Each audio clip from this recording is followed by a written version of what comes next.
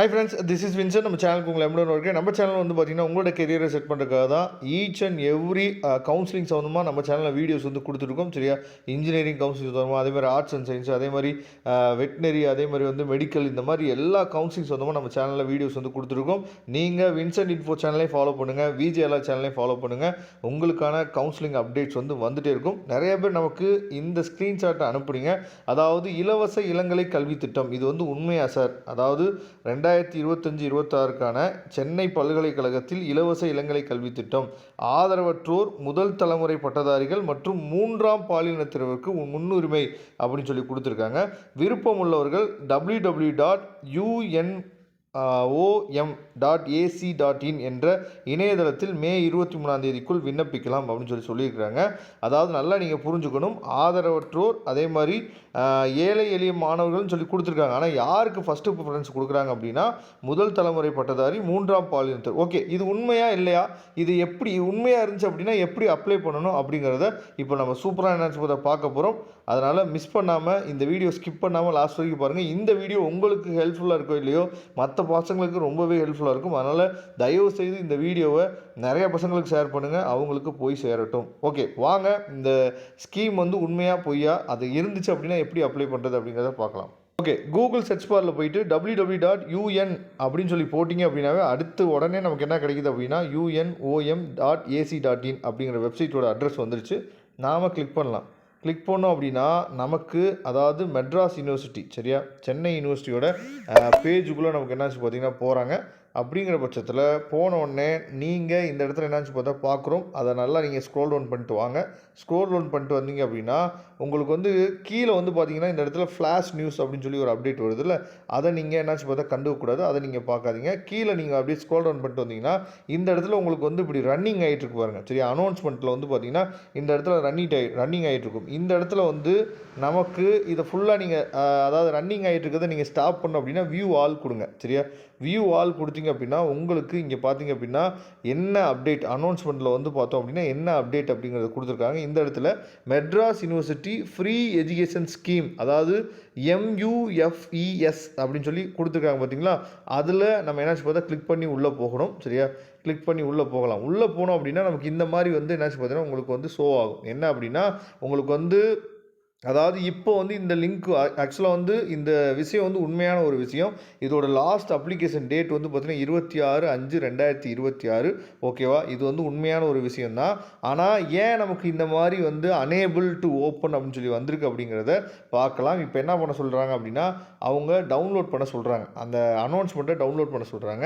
அதில் டவுன்லோட் பண்ணி பார்த்தோம் அப்படின்னா இங்கே என்ன சொல்லியிருக்காங்க அப்படிங்கிறத தெளிவாக நீங்கள் பாருங்கள். அதாவது students are request to read the guidelines clearly before filling the online application form அப்படின்னு சொல்லி கொடுத்துட்டாங்க.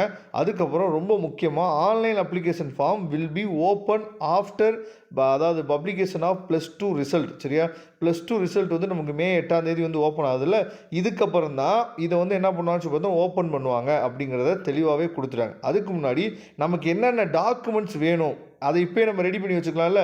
ஆக்சுவலாக இது வந்து இன்ஜினியரிங்க்கு கிடையாது. சரியா, இளங்கலை படிப்பு அப்படின்னா பிஎஸ்சி, அதுக்கப்புறம் பிஏ, சரியா, இந்த கேட்டகரியில் வராங்க பார்த்தீங்களா, அவங்களுக்குரியது. ஓகேவா, அதனால நீங்கள் தெளிவாக உங்களுக்கு அதில் நான் ஜாயின் பண்ணணும். பிஎஸ்சி மேக்ஸு, ஃபிசிக்ஸு, கெமிஸ்ட்ரி, இல்லை BA Tamil, BA English, economics, political science, இந்த மாதிரி நீங்கள் வந்து ஜாயின் பண்ணணும்னு நினச்சிங்க அப்படின்னா இந்த ஸ்கீமை நீங்கள் யூஸ் பண்ணிக்கலாம். அதுக்கு என்னென்ன சான்றிதழ்கள் வேணும், அதாவது டாக்குமெண்ட்ஸ் வந்து என்னென்ன வேணும் அப்படிங்கன்னா 12ஆம் வகுப்பு மதிப்பெண் சான்றிதழ் கண்டிப்பாக வேணும். அதே மாதிரி இன்கம் சர்டிஃபிகேட். சரியா, இன்கம் சர்டிஃபிகேட் வந்து கண்டிப்பாக வேணும். அதில் வந்து தாசில்தாரோட சைன் வந்து கண்டிப்பாக இருக்கும்னு சொல்லியிருக்காங்க. அதுக்கப்புறம் முதல் பட்டதாரி சான்றிதழ். சரியா, சப்போஸ் நீங்கள் வந்து ஃபஸ்ட்டு கிராஜுவேட் இருந்தீங்கன்னா முதல் பட்டதாரி சான்றிதழ் வந்து அவசியம். அதுக்கப்புறம் மாற்றுத்திறனாளி, அதாவது நீங்கள் வந்து டிசபிள் பர்சனாக இருந்தீங்க அப்படின்னா அதுக்குரிய சர்டிஃபிகேட். அதுக்கப்புறம் தாய் தந்தை இறப்பு சான்றிதழ். சரியா, அதாவது உங்களுக்கு தாய் தந்தை இல்லை, நீங்கள் ஆதரவு இல்லாமல் இருக்கீங்க அப்படின்னா அதுக்கு வந்து இறப்பு சான்றிதழ் வைக்கணும். அதுக்கப்புறம் கடைசி என்ன சொல்லியிருக்காங்கன்னா வருமான வரி சான்றிதழ் அல்லது முதல் பட்டதாரி சான்றிதழ் கிடைக்க தாமதமானால் வட்டாட்சியரிடமிருந்து, சரியா, அதாவது தாசில்தாரிலிருந்து பெற்ற ஒப்புதல் சீட்டை பதிவேற்றம் செய்யலாம். அதாவது நீங்கள் இன்கம் சர்டிஃபிகேட்டு இல்லை வந்து ஃபஸ்ட்டு கிராஜுவேட் சர்டிஃபிகேட் அப்ளை பண்ணுறதுக்கு என்னென்னா ஒரு ரிசிப்ட் ரிசிப்ட் மாதிரி கொடுப்பாங்க. அந்த ரிசிப்டே போதுமானது அப்படின்னு சொல்லியிருக்காங்க. சான்றிதழை கலந்தாய்வுக்கு வரும்பொழுது கண்டிப்பாக சமர்ப்பிக்கவும் சொல்லி கொடுத்துருக்காங்க. விண்ணப்பத்தையும் அதில் குறிப்பிட்டுள்ள பொருத்தமான சான்றிதழையும் சென்னை பல்கலைக்கழக இணையத்தில் சரியா தேர்வு முடிவுகள் வெளியிடப்படும் தேதியிலிருந்து 15 நாட்களுக்குள் பதிவேற்றம் செய்ய வேண்டும். சரியா 8ஆம் தேதியிலேருந்து 26ஆம் தேதி வரைக்கும் டைம் இருக்குது. அதுக்குள்ளே நீங்கள் என்ன பண்ணலாம் சொல்லி பார்த்தீங்கன்னா அப்லோட் பண்ணிங்கன்னா போதுமானன்னு சொல்லி கொடுத்துருக்காங்க. ரொம்ப முக்கியம் இது. சரியா அதுக்கப்புறம் அதாவது பதிவேற்றம் செய்யப்பட்ட விண்ணப்பங்கள் மட்டுமே ஏற்றுக்கொள்ளப்படும். இது ரொம்ப ரொம்ப முக்கியமானது.